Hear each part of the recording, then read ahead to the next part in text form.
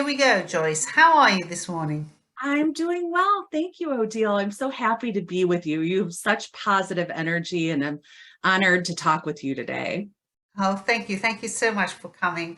And you, another speaker, which really sort of sparked up my curiosity because it's very difficult, your subject. It's very difficult. Money is always money just by the fact that it's money, people don't want to speak about it, especially creatives and things to that extent.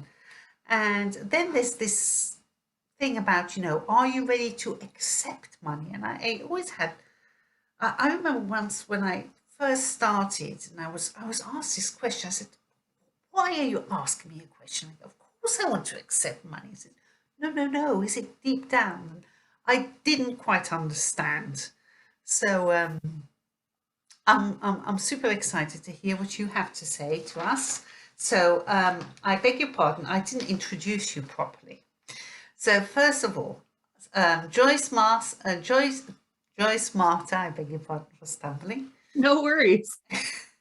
is a licensed psychotherapist. I had to read this because I get stumbled. And a psychotherapist, which is not a doctor, I've been told. Something Mhm. different, okay? So I'm a master's level licensed therapist, a mental health expert. Mental health expert, perfect. And also founder of the Urban Balance, which was a mental health center, if I'm not mistaken. Yes. You are going to explain to us also how mental health and financial stability in some ways is connected, and how we are going to have to create ourselves, or prepare ourselves, should I say, rather than create ourselves, for abundance.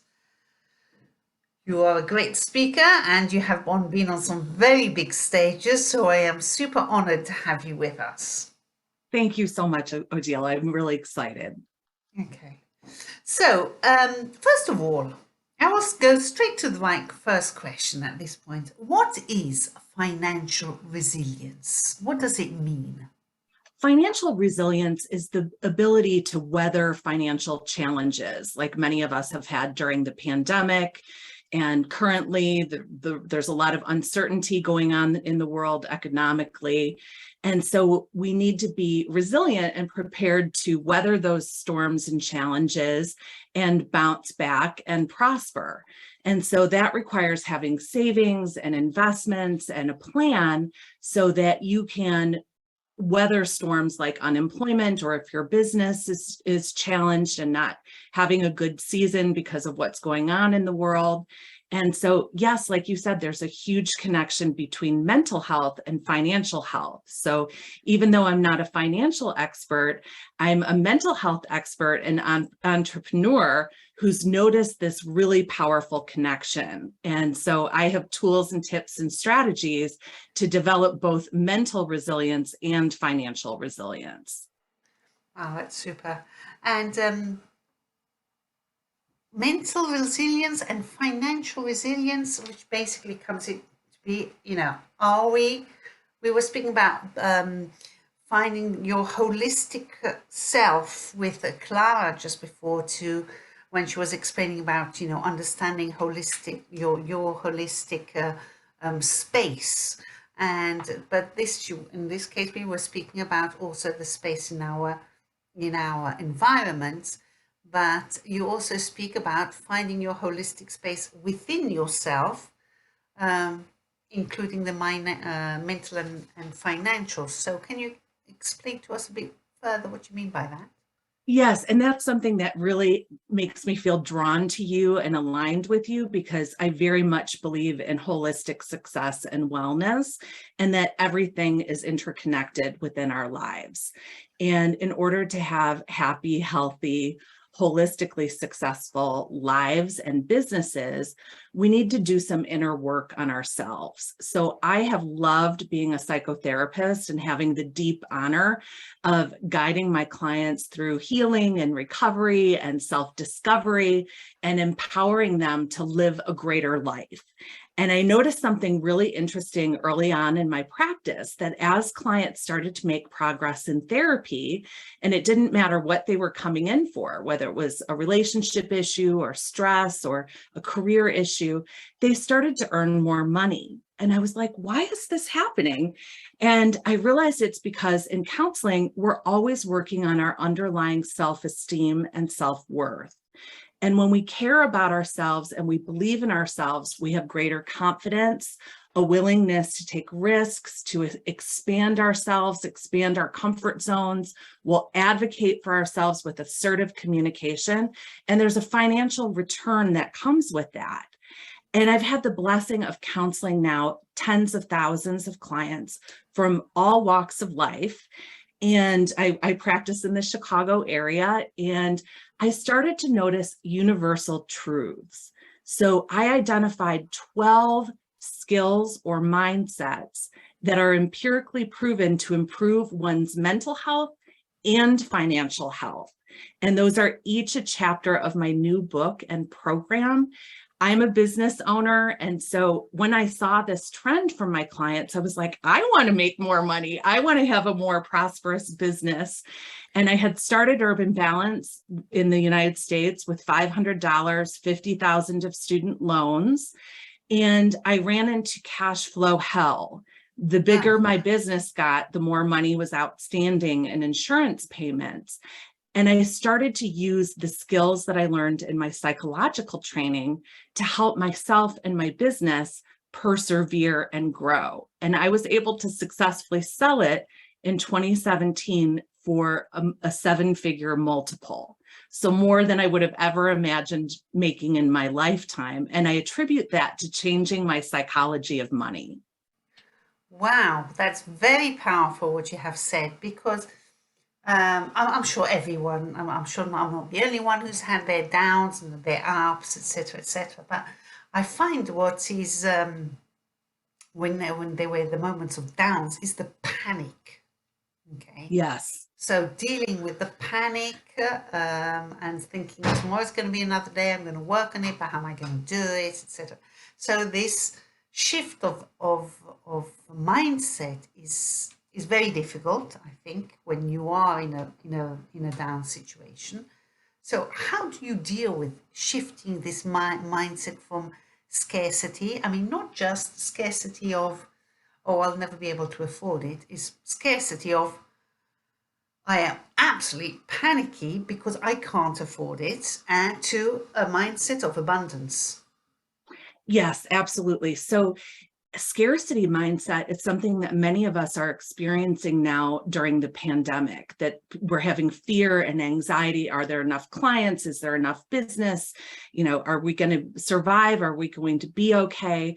And my father grew up during the Great Depression. So he had a scarcity mindset, that there wasn't going to be enough food or resources or jobs for everyone. And an abundant mindset is the opposite. It's the idea that there are more than enough resources for all of us, and we don't need to be competitive or fearful. Rather, we can be collaborative and trusting. And so a lot of our relationship with money is psychology.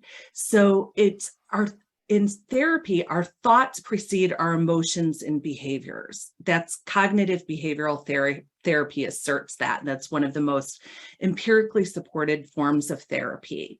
And so if we have a scarcity mindset, or we have catastrophic fear-based or negative thinking, that is going to cause self-sabotage for us financially and business-wise. So your point about creatives may be money avoidant in a large way, or like that's not what's important generally. And in some way, unconsciously, you may be pushing it away. And so for me, my own therapist, I practice what I preach. I think we all have mental health like we have physical health, and we can all benefit from therapy and counseling. And when I wanted to change my money mindset, I worked with my therapist, and she said, well, Joyce, what does money mean to you? What do you think of when I say the word money? And I said, oh, I think of stress and overwhelm and panic, like you said. And she said, well, no wonder you make it go away. She she said, you need to shift your belief about money. And so I really worked on my self-worth and the idea that money is a resource and one of which I was deserving, because I was taking care of my staff, my clients, my family. I became overworked, exhausted, and burnt out, and my business wasn't profitable. My CPA that I consulted said, Joyce, you're not running a charity to employ therapists. You deserve to make a profit. But because I'm a therapist and a helper, I really struggled with that piece of receiving the money. And I had to understand that when we have more, we can help more. We can be philanthropists, we can hire more people, we can provide internships, we can slide our fees for clients in need, and we can be a force of goodness in the world. So it's not selfish, it's not greedy. And so we need to work on our thoughts, emotions, and behaviors and relationships with money in order to correct our business. And I saw your last expert was talking a lot about networking. And our support is such a huge part of our success mentally and financially and business-wise. So making sure that you have a strong support network that lifts you up, that's what helped me move through those really dark days where honestly, I thought I was going to have to file business bankruptcy. And in my book, I talk about how to develop a support network, how to access and utilize it best. And I teach psychological principles from mindfulness to help you detach from the stress of financial anxiety. I had enormous debt. I had bills I couldn't pay, and I had to separate my ego from my authentic self and understand that my ego relates, sometimes our egos think we are our money or we are our bank account, and we're not. We are the light within. We are a beautiful, authentic self. And regardless of our financial situation, we're always deserving. And so we need to separate our worth from our financial circumstance and take it 1 minute at a time or 1 day at a time and access support and take care of ourselves so that we can persevere. And so psychological wellness or mental wellness is a really big part of being a successful business owner and being a happy, healthy person. So, I love sharing strategies that I've learned from my years of practice of helping people with practical tools to take better care of themselves and also prosper in their businesses. It makes me filled with joy. I love sharing what I've learned from my clients. Well, I think also having learned from, having gone down that road yourself, it makes it, you connect to it more. And then there's another thing which, while you were talking, is that, well, it's not just financial. I mean, you're talking basically about everything else which sort of culminates into the financial. So we are obsessed. We are worried about our financial situation. Whilst in fact, as we were saying before in the other things, we should be nurturing ourselves and looking after ourselves. And finance comes as a consequence. Of course, it Absolutely. after it.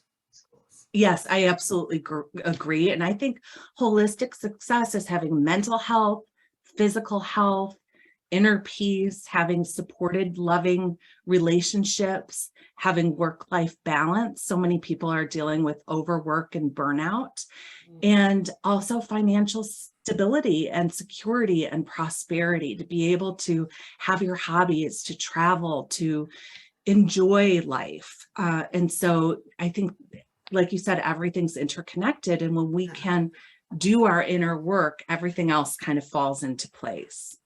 So, of course, here on this show, we are particularly interesting where we are driven, okay, because this is what I strongly believe in, that, we have got to reconnect with nature. It's being in nature allows you to find your balance, who more, who less, but there is a certain amount, that there's 90%, we spend 90% of our time indoors, which is absurd if you think that we are nature. It's not nature is out there. We are part of nature. So we have to interconnect. And people do feel an immediate benefits from, you know, when you go out for a walk, you feel better afterward. There's no two ways about it. You look up at the sky, you feel better. So, Absolutely. Even looking at your backdrop, I feel better. And, you know, being in nature the research shows it's healing for trauma, and exactly. it's a mindfulness practice.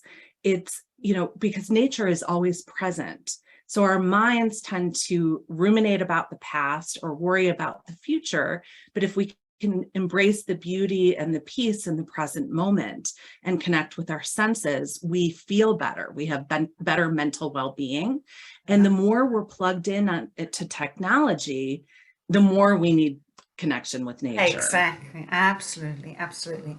So this is to say, because of course, part of our audience wants to go more towards nature, but they also have to deal, you know, with a business. So we want a thriving business that allows us to connect with nature.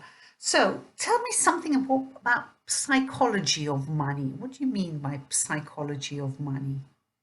So we often inherit the way we think about money from our families, from our parents, from our cultural or religious beliefs.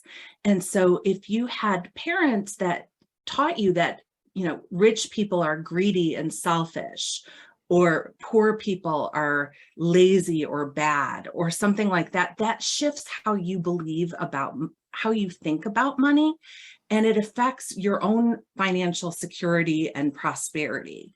So our thoughts in terms of self-limitation, I'll share a story with you. When I first started my practice, my colleague invited me for coffee, and he asked me how much money I wanted to make. And this was in the mid 90s. And I said, gosh, I would love to make $60,000 a year. And he said, 60 gross. I want to make over 100. And I said, well, do you think that's possible? He said, of course that's possible. That year I made 60 and my friend Steve made well over 100. And I thought, oh my gosh, am I setting my own ceilings with self-limiting beliefs by asking for only what I need to pay my mortgage and pay my bills, and not welcoming more? And so I started to expand my mindset and to think, to really aim high. In counseling, there's a technique called the miracle question. And we ask, you know, if you had a magic wand, what would you like your business to look like and your life to look like? And to really think big and to not limit yourself, and that's not selfish, it's not narcissistic, it's not grandiose, because when we expand and shine our light and our talents, we lift others up, and we set an example for others to follow the way. So I think the way that we think about money really shapes the reality. And if we have negative emotions about money, like fear, I know I was money avoidant because I didn't want to look at my debt. I didn't want to meet with advisors because I was afraid that my business model didn't work. And that was causing self-sabotage. So learning how to shift from fear and anxiety to peace and trust, which is through mindfulness practices like meditation, deep breathing, connecting with yoga, or I'm sorry, connecting with nature, or yoga, which is really meditation with movement. And then, you know, thinking about your relationships with money. What are your financial boundaries in your partnership? Do you communicate with your partner about money? Do you communicate with your business partner, with your employees, with your children? Do you set healthy financial boundaries? There's so much to look at and unpack about our psychology that impacts our financial wellness and our business wellness. I really think our businesses are the other side of the coin of we have our professional self and our personal self, and they're two aspects of us. And so if we aren't well, or we aren't feeling good about ourselves, or we don't have a supported, healthy life, our business is not going to be healthy. So we need to really start with ourselves. I've been speaking for about 15 years about the psychology of success. I'm excited to be the keynote speaker for our Architects Community Annual Meeting in Austin. I think it's this September, so I'm looking for, or it's November, excuse me. So Oh, we've got Jeff on this. Yes, we connected. We connected on LinkedIn. I was excited about that. So happy to see him here as well. So yeah, I love sharing about the psychology of success, how you can use these tools from cognitive behavioral therapy. Even narrative therapy is the idea that we're not only the protagonist of our life story, but we're also the author. So we can, have that vision for our business and aim high and access support and cultivate mental resilience to weather through those challenges and growing pains and prosper. So I love supporting people through coaching, through my book, through my digital course and keynotes to apply these tools to build their businesses. Perfect. So listen, just one thing I wanted to dig a little bit deeper into is in all this fantastic conversation, what comes apparent to me is self-worth.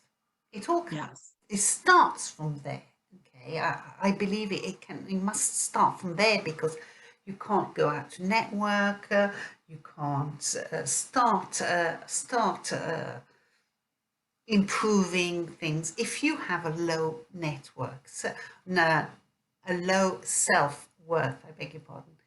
So I was just wondering, would you have any tips or ideas you would like to share with the audience of just start, here, self-worth is so important.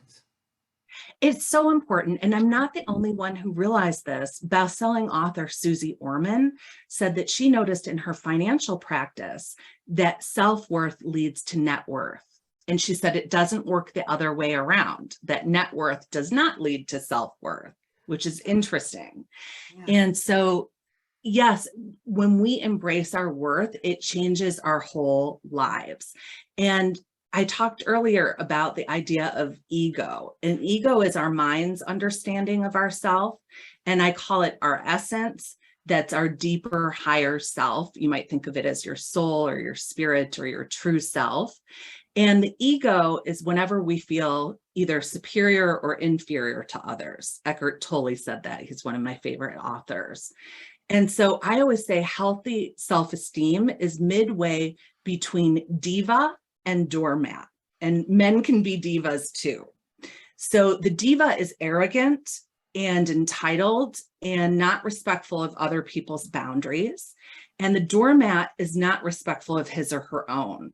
And the diva might live beyond their means financially. They might be off-putting in relationships.